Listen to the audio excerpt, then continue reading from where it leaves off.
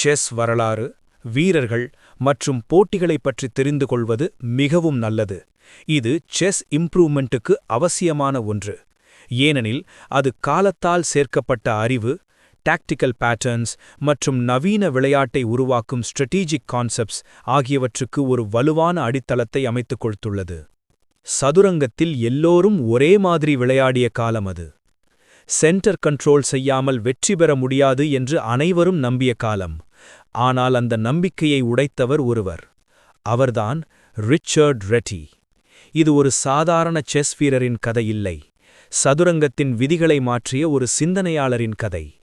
1889ஆம் ஆண்டு பெசினாக், ஸ்லோவாக்கியா என்ற சிறிய நகரத்தில் ரெட்டி பிறந்தார். சிறுவயதிலிருந்தே அவர் ஒரு சாதாரண குழந்தை இல்லை. அவருக்கு கணிதத்தில் மிகுந்த ஆர்வம். வியன்னாவில் மேத்தமேட்டிக்ஸ் படித்தார். ஆனால் எண்கள் மட்டுமல்ல, செஸ்ஸும் அவரை கவர்ந்தது. செஸ்ஸை அவர் ஒரு விளையாட்டாக அல்ல, ஒரு அறிவியல் போல பார்த்தார். 1920களில் ரெட்டி உலகின் முன்னணி செஸ் வீரர்களில் ஒருவராக உயர்ந்தார். அவர் பல போட்டிகளில் வெற்றி பெற்றார். Reti won first prize in the Strong Gothenburg 1920 tournament. He finished second at Mayrisch Ostrau 1923 behind Emanuel Lasker and Vienna 1923. He dominated the third Argentine national tournament 1924, scoring 16 out of 18. Reti won Vienna 1928 by a staggering 2-point margin ahead of Spielmann, Tartakova, and others. Reti won Gießen 1928. He tied for first with Friedrich Samisch at Brno 1928.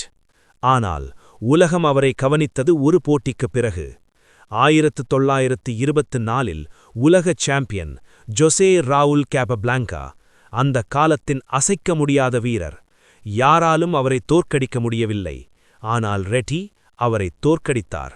அந்த ஒரு வெற்றி அவரை உலகமே அறிய வைத்தது. Reti also composed numerous endgame studies. அந்த காலத்தில் ஒரு விதி இருந்தது.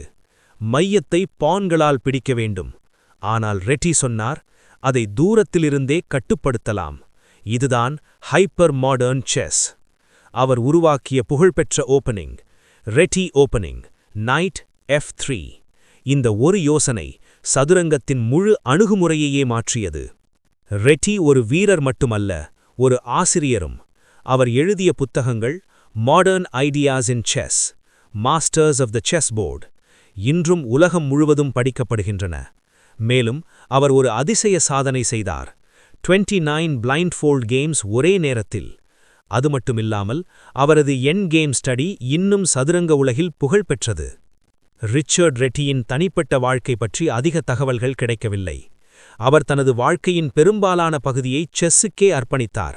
அவர் திருமணம் செய்திருந்தாலும் அவரின் மனைவி மற்றும் குடும்ப வாழ்க்கை பற்றி வரலாற்றில் அதிகமாக பதிவு செய்யப்படவில்லை. இதனால் ரெட்டி ஒரு செஸ் ஃபோக்கஸ்ட் லைஃப் வாழ்ந்தவர் என்று சொல்லலாம். ஆனால் ரெட்டியின் வாழ்க்கை நீண்டதாக இல்லை. 1929ஆம் ஆண்டு ரெட்டி திடீரென உடல்நலக் குறைவால் பாதிக்கப்பட்டார். அவருக்கு ஏற்பட்ட நோய் ஸ்கார்லட் ஃபீவர், ஒரு கடுமையான தொற்று நோய். அந்த காலத்தில் மருத்துவ வசதிகள் குறைவாக இருந்ததால் அவர் வயது 40இல் உயிரிழந்தார். அவரது மரணம் சதுரங்க உலகிற்கு பெரிய இழப்பாக அமைந்தது. அவர் வாழ்ந்த நாட்கள் குறைவாக இருந்தாலும் அவர் மாற்றிய சதுரங்க உலகம் என்றென்றும் வாழ்கிறது.